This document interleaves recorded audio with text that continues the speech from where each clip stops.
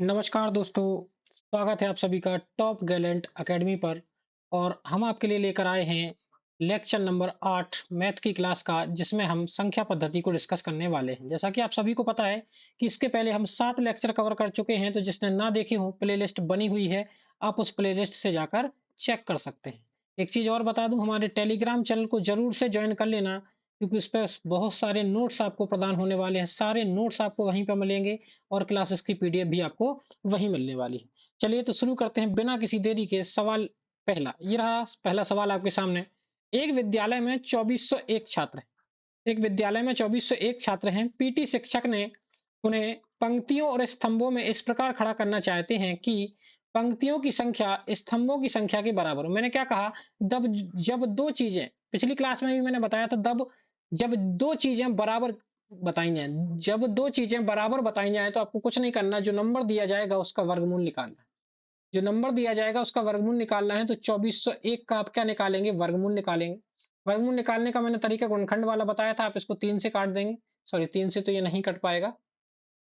इसको आप 7 से काटेंगे। 7 तिया 21, 3 बचेंगे, 7 चौके 28 हो जाएंगे, 2 बचेंगे, 7 तिया 21।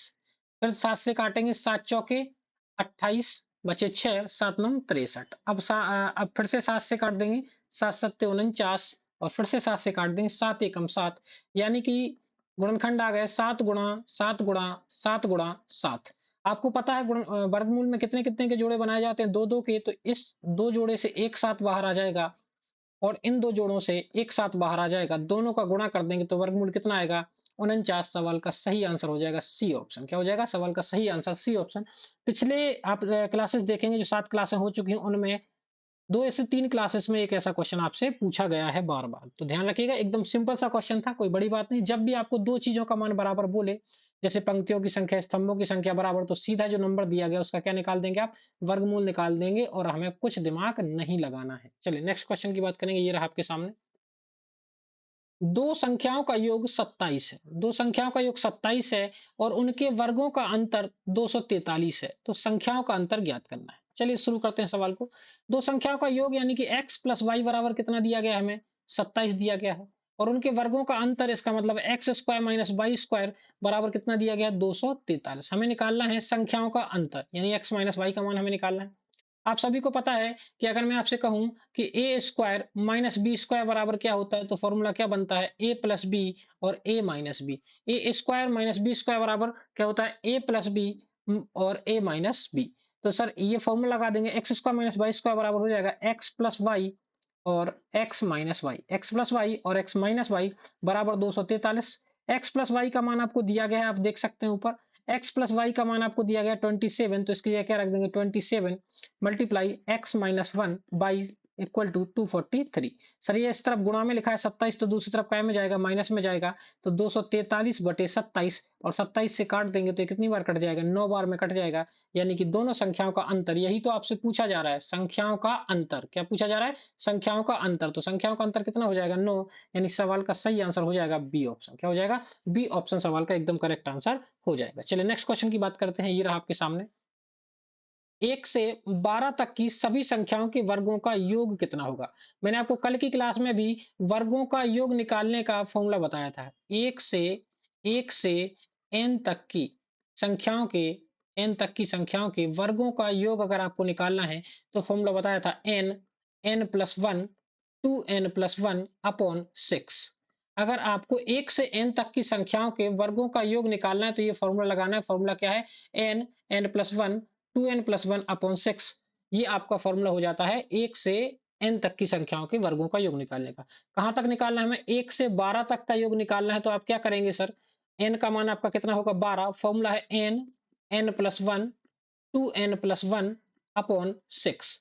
तो सर n का मान कितना है? आप कहेंगे सर n का मान 12 है। गुणा 12 और 1 कितना हो जाएगा? 13। गुणा ये है आपका 12 रखेंगे तो 12 दूनी 24 और 1 25, और बटे में कितने आ जाएंगे? 6 आ जाएंगे। सर हम इसको काट देंगे, 6 दूनी 12, यानी कि हम करेंगे 13 दूनी 26 गुणा 25, और 26 में 25 का गुणा कर देंगे तो आपका आंसर आ जाएगा 650। कितना आ जाएगा? 650, यानी कि सी ऑप्शन करेक्ट हो जाएगा। बस फॉर्मूला याद रखना। अगर मैं आपसे यही पूछ लेता कि सर 1 से n तक की संख्याओं के घनों का योग अगर निकालना हो, संख्याओं के घनों का योग। तो कल की क्लास में फॉर्मूला बताया था, जिसने ना देखा हो तो आप लिख सकते हैं n n+1 अपॉन 2 और पूरे पे होल ब्रैकेट स्क्वायर लगा देंगे। ये क्या है? ये घनों के योग का फॉर्मूला है और ये वर्गों के योग का फॉर्मूला हो जाता है। तो आशा करते हैं चीजें समझ में आ रही होंगी। नेक्स्ट क्वेश्चन ये रहा आपके सामने। वह छोटी से छोटी संख्या ज्ञात कीजिए जिसे 6412 में जोड़ने पर प्राप्त संख्या पूर्ण वर्ग हो जाए। क्या हो जाए? पूर्ण वर्ग हो जाए। तो देखिएगा 6412 में जोड़ने पर पूर्ण वर्ग आपको प्राप्त करना है। सर आपको इतना तो पता होगा, मैं आपसे पूछूं 80 का स्क्वायर कितना होगा? तो आप कहोगे 8 हटाएंगे 80 गुणा 80। तो 8 में 8 का गुणा करेंगे तो 64 हो जाएंगे, दो जीरो हो जाएंगे। तो ये नंबर 64 से तो बड़ा है, ये नंबर 64 से तो बड़ा है। इसका मतलब है कि ये 81 का वर्ग करके देख लेते हैं। तो 81 यानी 81 इंटू 81 और आप मल्टीप्लाई करेंगे तो हो जाएगा आपका कितना? 6561। कितना आता है? ये आता है 6561। मल्टीप्लाई करने पे कितना आता है? 6561। यानी कि ये नंबर इन दोनों के बीच में है, इन दोनों के बीच में है। तो अब ये नंबर इससे तो ज्यादा है, 6412 6400 से ज्यादा है और 6561 से कम है। यानी कि हम 6561 में से 6412 घटा देंगे, 6561 में से 6412 घटा देंगे तो कितना आएगा? 11। 11 में से 2 गया 9, एक हासिल आ जाएगी तो ये बचेंगे 4। फिर यहाँ से कुछ बचेगा नहीं आपका और यहाँ से भी कुछ नहीं बचेगा। सॉरी, यहाँ पे 1 बच जाएगा और यहाँ कुछ नहीं बचेगा, 149। इसका मतलब है कि इस नंबर में 6412 में हम क्या जोड़ दें? सर 149 जोड़ दें तो ये नंबर क्या हो जाएगा? पूर्ण वर्ग बन जाएगा। सवाल का सही आंसर हो जाएगा ए ऑप्शन। क्या हो जाएगा? A option. ये तो मैंने एक तरीका आपको बता दिया। अगर दूसरा तरीका बताना है तो हम क्या करेंगे? दूसरे तरीके में हम भाग विधि से इसका वर्गमूल निकालेंगे। 6412 सर दो-दो के जोड़े बना लेंगे इस प्रकार से। अब पहाड़ा पड़ेंगे 8 का, जैसे ही 8 का पहाड़ा पड़ेंगे तो 8 अठैयन 64 हो जाएंगे आपके ये कुछ नहीं बचेगा और ये बचेंगे 12।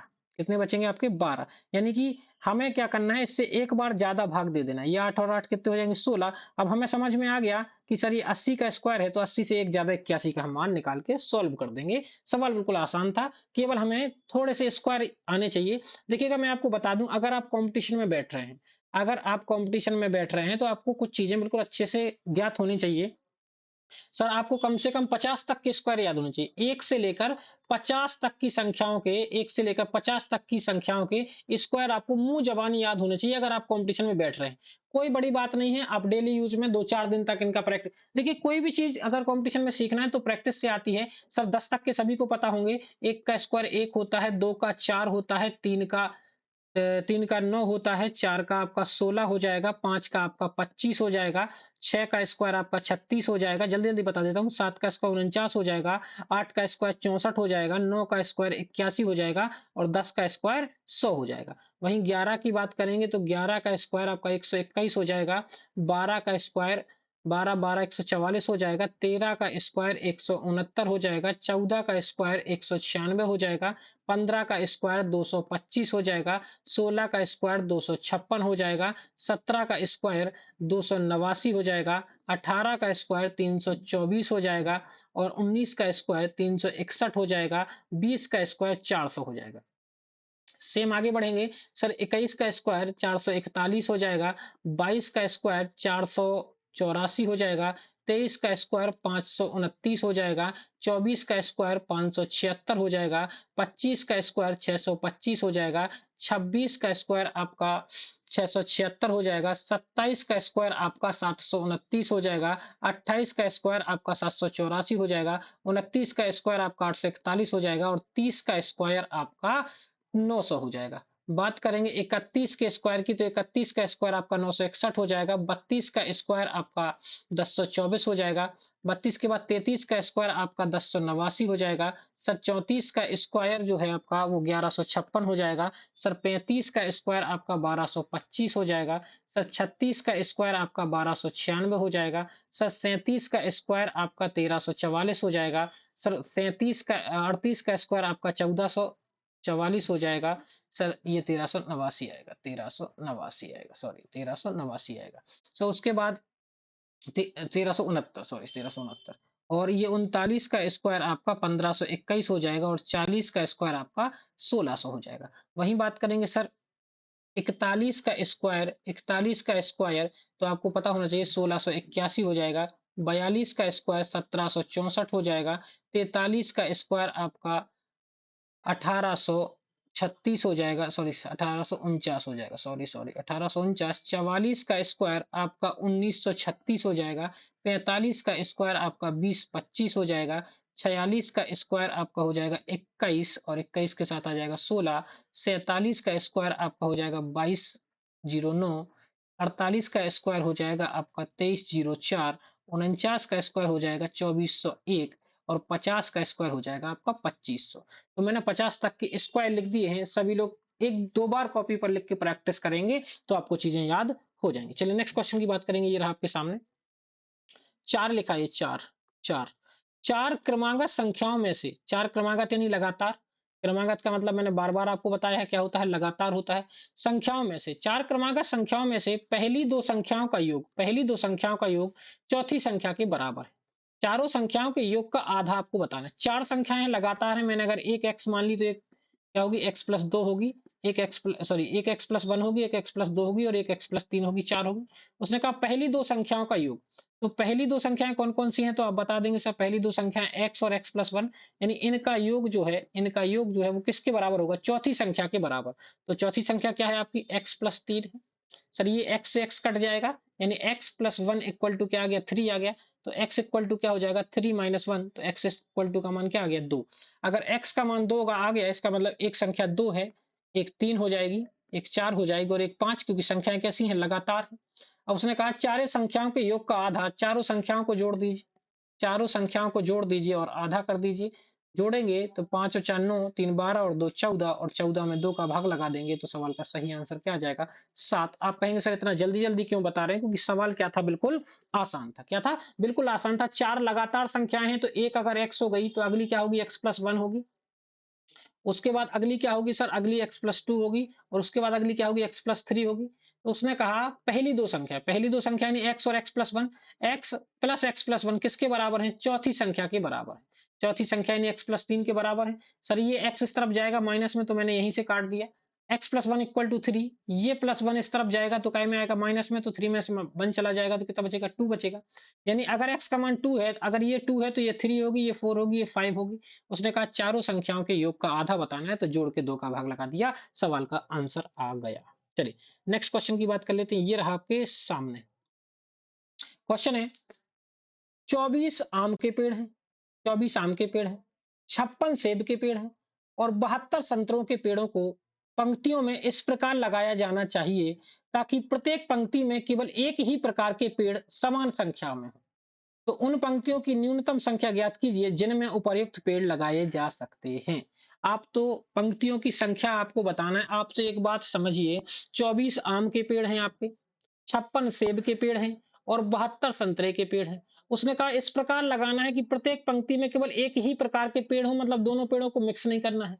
और साथ में पेड़ समान संख्या में भी उन्हें, मतलब जितनी पंक्तियां लगाओगे, जैसे मान लो मैंने पहली पंक्ति में मान लो चार पेड़ लगाए, तो सभी पंक्तियों में कितने लगेंगे, चार चार पेड़ ही लगेंगे। और एक और शर्त है, चार चार पेड़ तो लगेंगे, ये जो चार पेड़ लगेंगे वो एक ही प्रकार के होंगे, यानी सेम होंगे। वो क्या होंगे आपके, वो सारे के सारे क्या होंगे, सेम होंगे। तो ये चीज आपको समझ में आ गई होगी।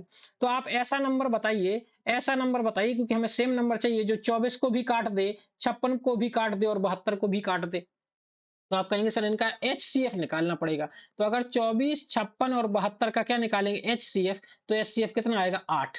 8 से भाग सर 24 में भी चला जाएगा, 56 में भी चला जाएगा, 72 में भी चला जाएगा।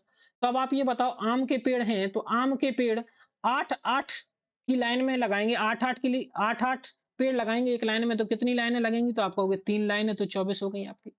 अगर बात करें सेब के पेड़, तो सेब के पेड़ 56 है तो 8 की लाइन बनाना है तो कितनी लाइनें बनानी पड़ेंगी, आप कहेंगे सर 7 लाइनें बनाएंगे तभी तो 56 पेड़ हो पाएंगे। और अंत में अगर संतरे के पेड़ के लिए लाइन लगानी पड़ेगी तो 8-8 की लाइन लगाएंगे तो कितनी लाइन लगानी पड़ेगी, 9 लाइन लगानी पड़ेगी। तो एक बात हमें समझ में आ गई कि 8-8 की लाइन बनेगी, 3 4 5 6 7 8। और आम के पेड़ के लिए ध्यान दीजिएगा, आम के पेड़ के लिए कितनी लाइनें लगेंगी, 3। सेब के पेड़ के लिए 7 और संतरे के पेड़ के लिए 9, यानी कि कुल पंक्ति कितनी हो गई आपकी, कुल पंक्ति कितनी हो गई, तो आप कहेंगे सर कुल पंक्ति होंगी सर 3 पंक्तियां यहाँ, 7 यहाँ और 9 यहाँ, तो हम कहेंगे 3 + 7 + 9। तो 7 और 3 10 और 9 19, कुल 19 पंक्तियां हमें लगानी पड़ेंगी, जिससे सभी पेड़ बराबर संख्या में लग जाएंगे और मैच भी नहीं करेंगे आपके, और मैच भी नहीं करेंगे। बात समझ में आई? ऐसे सवाल बहुत पूछे जाते हैं, कुछ नहीं करना, हमें एचसीएफ निकाल लेना है। तो हमें एचसीएफ यानी महत्तम समापवर्तक निकाल लेना है। एचसीएफ का मतलब होता है हाईएस्ट हाईएस्ट कॉमन फैक्टर। क्या होता है? हाईएस्ट कॉमन फैक्टर आपका हो जाता है। चलिए, तो नेक्स्ट क्वेश्चन की बात कर लेते हैं। ये रहा आपके सामने। पहली चार प्राकृतिक संख्याओं के घनों का योग कितना होगा?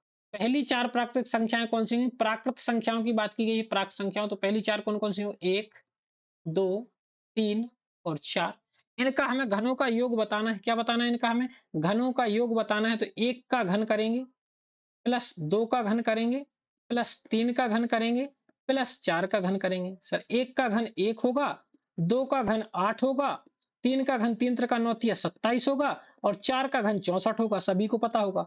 सर ये देखेंगे 8 और 1 9 और 27 36 और 64 100, यानी कि आंसर क्या आएगा सवाल का? 100। ये तो मैंने बता दिया आपको डायरेक्ट। अगर फॉर्मूला, तो आपको घनों के योग का फॉर्मूला कई बार लिखा चुका हूं।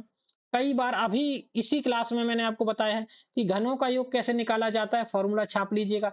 घनों के योग का फॉर्मूला होता है n+1 अपॉन 2 और पावर पे क्या लगा देंगे? Whole square. n का मतलब होता है जो जितनी संख्याओं का निकालना है, तो कितनी है? 4। तो यहाँ आएगा 4 और 4 प्लस 1 यानी कि 5 हो जाएगा, बटे में 2 आएगा और क्या हो जाएगा आपका? स्क्वायर हो जाएगा। तो 2 से काट देंगे, 2 दूनी 4, तो ये होगा 5 दूनी 10 और 10 का स्क्वायर कितना आएगा? 100। सवाल का सही आंसर हो जाएगा सी ऑप्शन 100। इस सवाल के लिए एकदम करेक्ट आंसर हमें देखने को मिल जाता है। बिल्कुल आसान सवाल था। चलिए, नेक्स्ट क्वेश्चन की बात कर लेते हैं। नेक्स्ट क्वेश्चन ये रहा आपके सामने।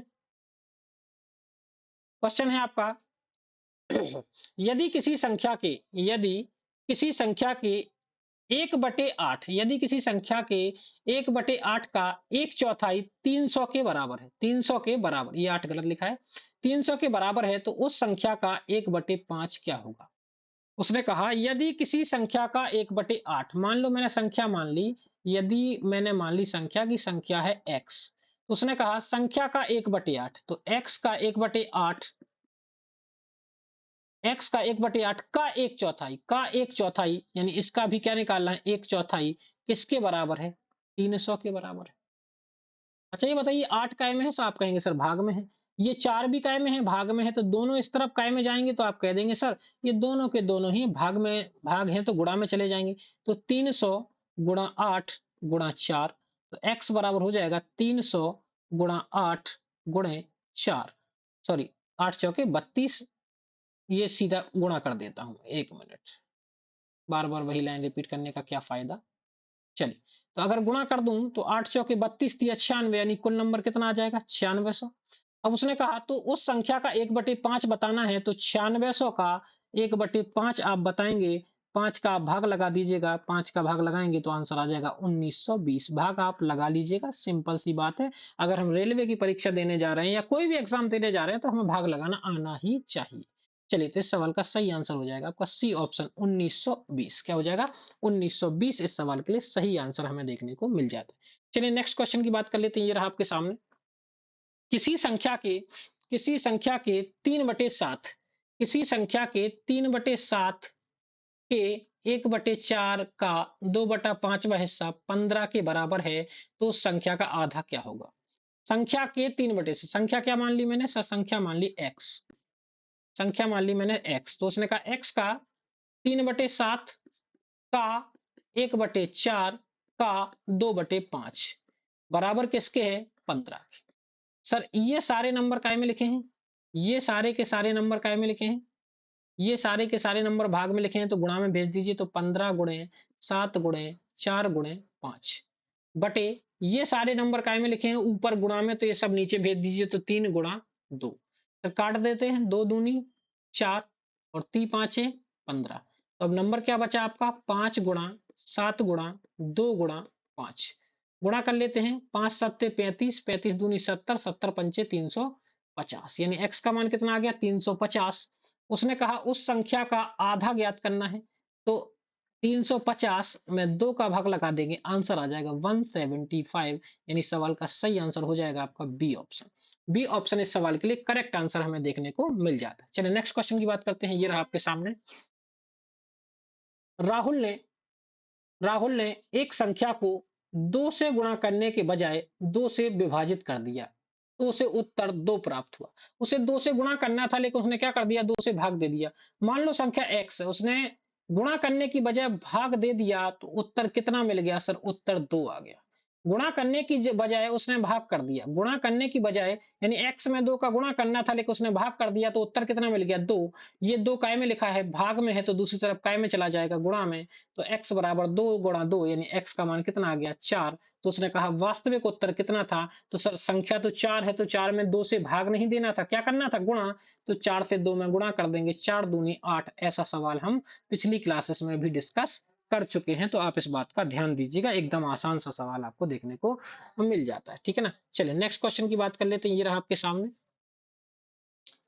एक कक्षा के कक्षा 12वीं के पुनर्मिलन समारोह में 45 छात्रों में से 30 छात्रों ने भाग लिया। 45 छात्र हैं, लेकिन भाग कितने ने लिया, 30 छात्रों ने भाग लिया। यदि यदि समारोह में उपस्थित सभी छात्र एक दूसरे से हाथ मिलाते हैं, तो हाथ मिलाने वाले छात्रों की कुल संख्या ज्ञात करो। हाथ मिलाने वाले छात्रों की कुल संख्या ज्ञात करो। तो देखिएगा, एक यहाँ आपको एक फॉर्मूला याद रखना है। हाथ मिलाने वाले छात्रों की कुल संख्या, हाथ मिलाने वाले छात्रों की कुल संख्या का एक फॉर्मूला आपको याद रखना है। n n n minus one upon to. n का मान, कितने छात्रों ने भाग लिया, 30। तो n का मान हो जाएगा 30 गुणा 30 में से एक कम कर देंगे तो 29 और बटे कर देंगे 2। 2 का भाग लगाएंगे तो हो जाएगा 15, और 29 गुणा 15 करेंगे तो सवाल का सही आंसर आ जाएगा 435। कितना आ जाएगा, 435 सवाल का सही आंसर आ जाएगा। फॉर्मूला याद रखना है, जब भी दो लोग एक दूसरे से हाथ मिलाते हैं, जब भी दो लोग एक दूसरे से हाथ मिलाते हैं, तो हाथ छात्रों की कुल संख्या क्या होगी, x N N minus one upon two. Formula क्या होगा, N N minus one upon two. इस फॉर्मूले को छाप लेना अपनी कॉपी पर, एकदम इसको पी जाना, घोल के रट जाना, क्योंकि ऐसे सवाल पेपर में बहुत पूछे जाते हैं, बहुत ज्यादा ही ऐसे सवाल पेपर में पूछे जाते हैं, ठीक है। चलिए नेक्स्ट क्वेश्चन की बात कर लेते हैं, ये रहा आपके सामने। दो संख्याओं का अंतर 5 है, दो संख्याओं का अंतर 5 है और उनका गुणनफल 336 है। तो दोनों संख्याओं का योग ज्ञात करना है, दोनों संख्याओं का योग ज्ञात करना है। चलिए नेक्स्ट क्वेश्चन की बात कर लेते हैं। अंतर कितना है, अंतर है सर 5। उनका गुणनफल कितना है, 336 है सर। तो संख्याओं का योग निकालना है, यानी x प्लस वाई का मान आपको निकालना है। सर यहाँ एक फॉर्मूला आपको मैंने पहले भी बताया और एक बार फिर से बता रहा हूँ। एक फॉर्मूला होता है x प्लस वाई का होल स्क्वायर, मैंने लिखाया भी था पिछली क्लासेस में। x प्लस वाई का whole square minus x minus y का होल स्क्वायर बराबर 4xy। सर अगर ये जो नंबर है ये इस तरफ पूरा माइनस में है, तो दूसरी तरफ काय में चला जाएगा, प्लस में। तो मैं इस फॉर्मूले को ऐसे भी ड्राइव कर सकता हूँ, ऐसे भी लिख सकता हूँ कि x प्लस वाई का होल स्क्वायर बराबर, ये हो जाएगा आपका x माइनस वाई का होल स्क्वायर। इधर माइनस में था, इस तरफ प्लस में आ गया, और प्लस के 4xy। सर जो जो मान आपको पता है वो मान रख दीजिए, बाकी आपका आंसर आ जाएगा। मान कौन कौन से पता है सर, x प्लस वाई का मान तो निकालना ही है, होल स्क्वायर बराबर x माइनस वाई का मान कितना है, 5। तो 5, देखिए 5 दिया गया, 5 का स्क्वायर प्लस 4 एक्स वाई का मान हमें दिया गया है 336। ये हो जाएगा x प्लस वाई का होल स्क्वायर बराबर, ये हो जाएगा 25 प्लस 4 का गुणा करेंगे, 4 छक्के 24, 2 हासिल आ जाएंगे, 4 तिये 12 और 2 14 हासिल, एक आ जाएगी, 4 तिये 12 और एक 13, यानी हो जाएंगे 1344। एक्स प्लस वाई का होल स्क्वायर बराबर 1344 में 25 जोड़ेंगे तो हो जाएंगे 1369। और ये स्क्वायर जो है ये वाला स्क्वायर आपको दिख रहा होगा, ये वाला स्क्वायर यहाँ भेजेंगे तो रूट बना देगा। तो x प्लस वाई का मान होगा √1369। और कुछ देर पहले मैंने आपको 50 तक के वर्ग लिखे थे। 1369 का रूट क्या होता है, तो सभी को पता होना चाहिए, 1369 का रूट होता है 37। यानी सवाल का सही आंसर हो जाएगा बी ऑप्शन। क्या हो जाएगा, सवाल का सही आंसर हमें देखने को मिल जाएगा बी ऑप्शन। क्या हो जाएगा, बी ऑप्शन सवाल का सही आंसर। फॉर्मूला बस याद रखिएगा, दो फॉर्मूले उस दिन भी लिखाए थे, आज भी लिखा, फिर से लिखा देता हूँ। एक्स प्लस वाई का whole square plus x minus y का होल स्क्वायर बराबर होता है आपका 2x² प्लस वाई स्क्वायर। ये फॉर्मूला क्यों नहीं लगाया, माइनस वाला क्यों लगाया, क्योंकि हमें x square plus y square का मान नहीं दिया गया है। और एक और फॉर्मूला छाप लीजिए जो अभी लिखा है, एक्स प्लस वाई का whole square minus x minus y का होल स्क्वायर बराबर 4xy। ये दोनों फॉर्मूले आपको बहुत काम आएंगे कंपटीशन की परीक्षा में। चलिए नेक्स्ट क्वेश्चन की बात कर लेते हैं। ये रहा आपके सामने, यदि यदि x प्लस वाई बराबर 11 है तो ये पावर पे है, -1 की पावर x और +1 की पावर y के बराबर है। मतलब यहाँ मान क्या आएगा, जहां x और y पूर्ण संख्या, x और y क्या है, पूर्ण संख्या। एक बात समझिएगा, हमें दिया गया है कि x प्लस वाई का मान 11 है। बात समझिएगा ध्यान से, x प्लस वाई का मान 11 है और हमें निकालना है -1 की पावर x प्लस +1 की पावर y का मान। एक बात समझिए, अच्छा ये 11 कैसे हो सकता है? उसने एक बात बता दी है कि ये दोनों नंबर कैसे हैं, x और y कैसे नंबर हैं, पूर्ण संख्या हैं। और पूर्ण संख्या कहाँ से शुरू होती हैं, 0 से, 0 1 2 3, ये आपके पूर्ण नंबर हो जाते हैं। चलिए समझते हैं अब आप। अच्छा अगर x प्लस वाई का मान 11 है तो मैं कह सकता हूं कि इसका मान 1 है और इसका मान 10 है, तो 11 हो जाएगा। जी बिल्कुल सर कह सकते हैं। मैं ऐसे भी तो कह सकता हूँ 2 है और 9 है।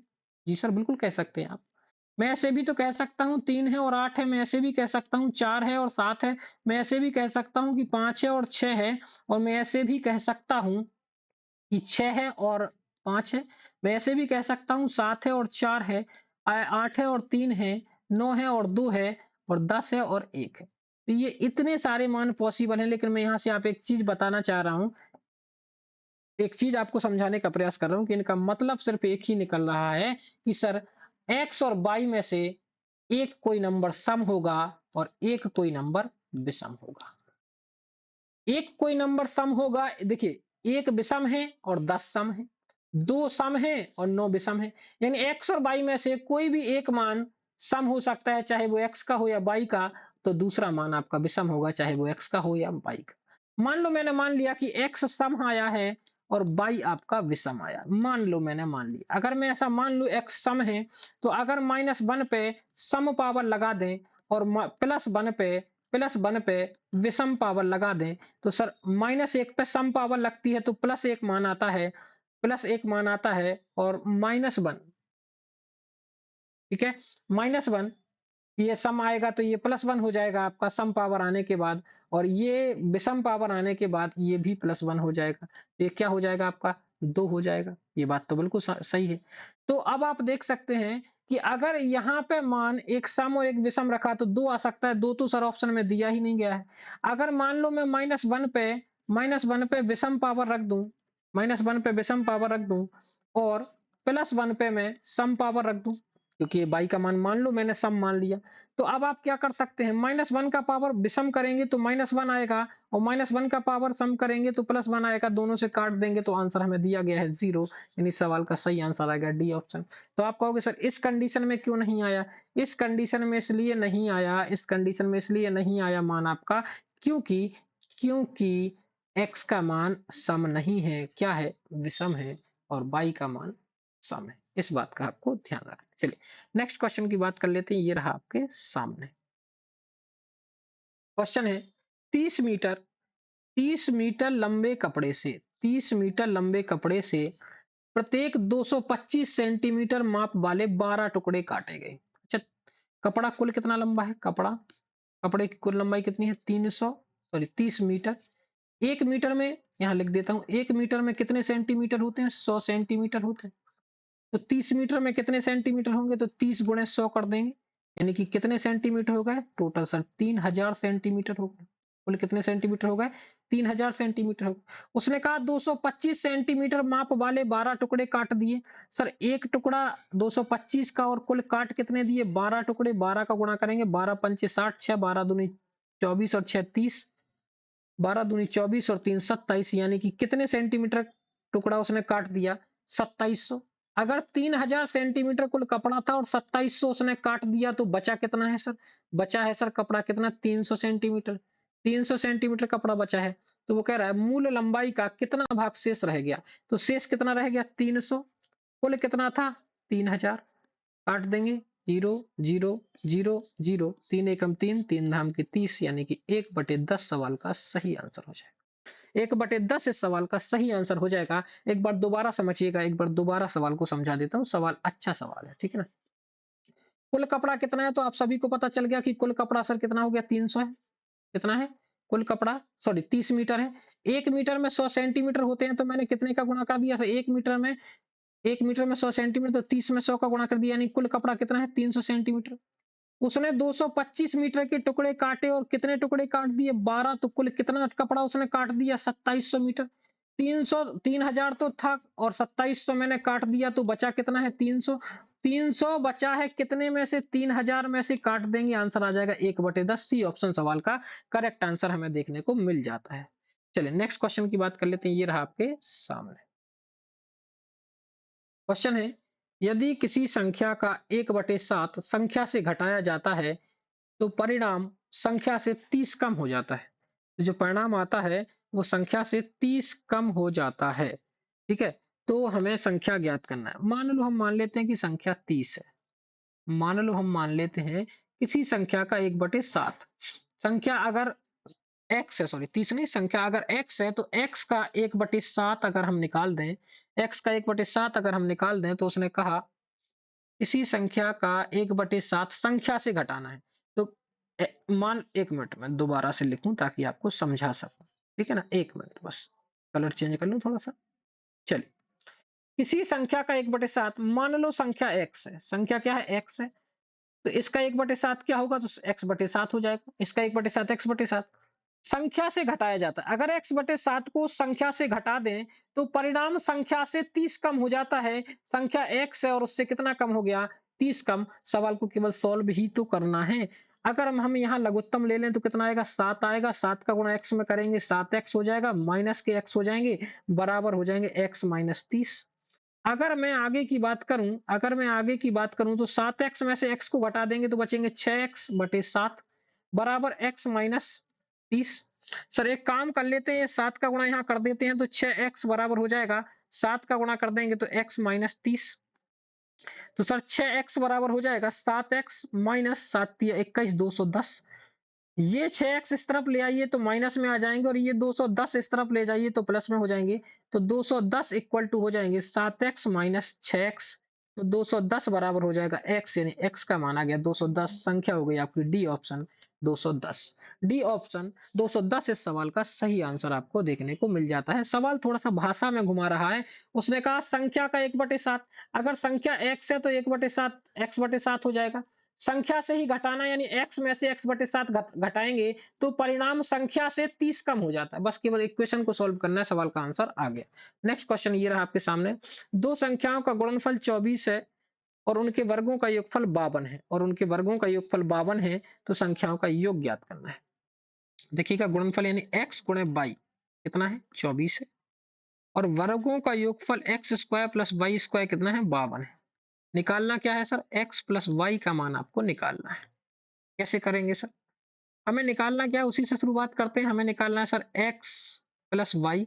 तो x प्लस वाई का अगर होल स्क्वायर का फॉर्मूला आपको याद है तो क्या होता है? X square plus y square plus 2xy। क्या होता है formula? X square plus y square plus 2xy।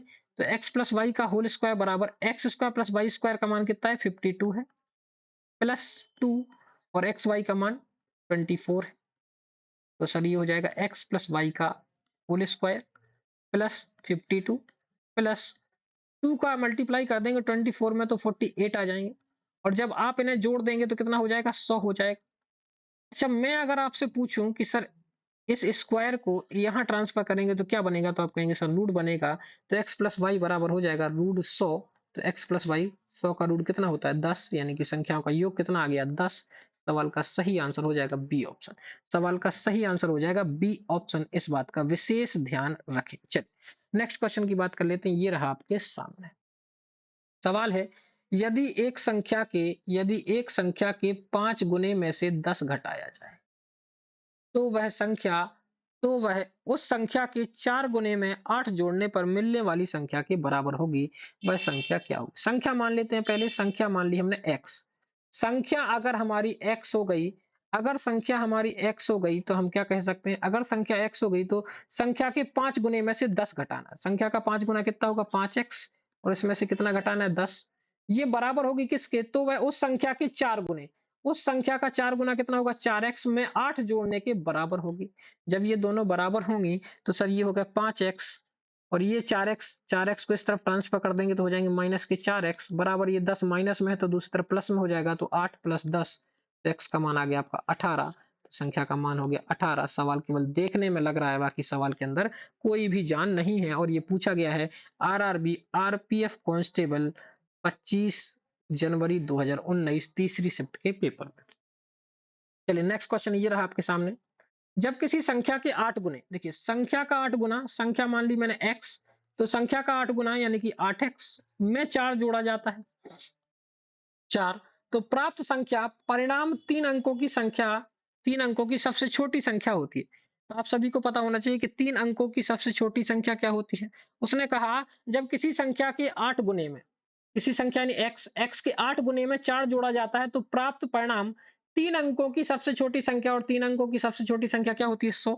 इस 4 को ट्रांसफर करेंगे, प्लस में है तो दूसरी तरफ माइनस में हो जाएगा, तो 100 माइनस 4, तो 8x की वैल्यू आ जाएगी 96, तो x बराबर हो जाएगा 96/8, 12 आंसर आ जाएगा, यानी x का मान है 12। सवाल का सही आंसर ए ऑप्शन। ये सारे सवाल भाषा वाले सवाल हैं जो एकदम बेसिक से बना सकते हैं, एकदम बेसिक से बना सकते हैं। चलिए नेक्स्ट क्वेश्चन की बात कर लेते हैं, ये रहा आपके सामने।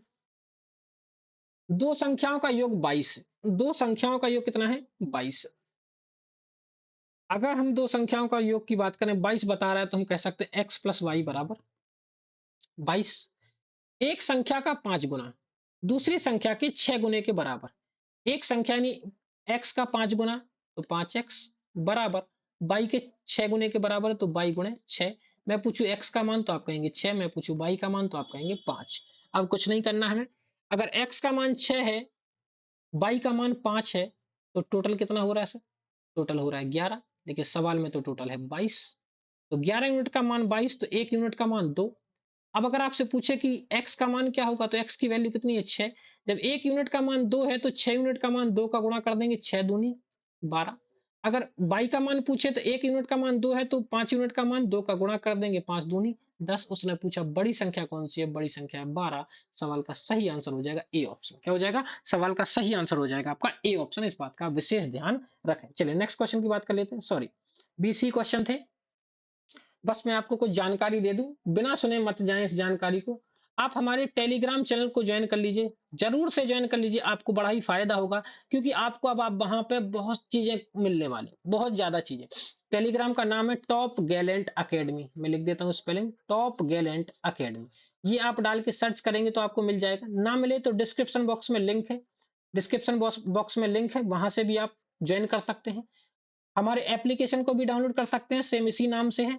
आपको क्या फायदा है? देखिए क्या फायदा है, क्यों मैं चिल्ला रहा हूं, देखिएगा वहां आपको daily daily current affair quiz मिलेगा, डेली करंट अफेयर क्विज आपको प्राप्त होगा। डेली करंट अफेयर क्विज के साथ साथ आपको डेली हर सब्जेक्ट के 10 क्वेश्चन मिलेंगे, चाहे वो मैथ हो, चाहे रीजनिंग हो, चाहे पॉलिटी हो, चाहे ज्योग्राफी हो, चाहे मैप से संबंधित कुछ हो, यानी सारी चीजें, यानी आप एक बार ज्वाइन करके देखेंगे तो आपको पता चलेगा वहां आपको कितना फायदा मिलने वाला है। तो मैं आपसे यही कहूंगा कि हमारे टेलीग्राम चैनल को जरूर ज्वाइन करें। आपसे मिलेंगे नेक्स्ट क्लास में कल इसी समय, जोड़ना ना भूलिए। तब तक के लिए जय हिंद।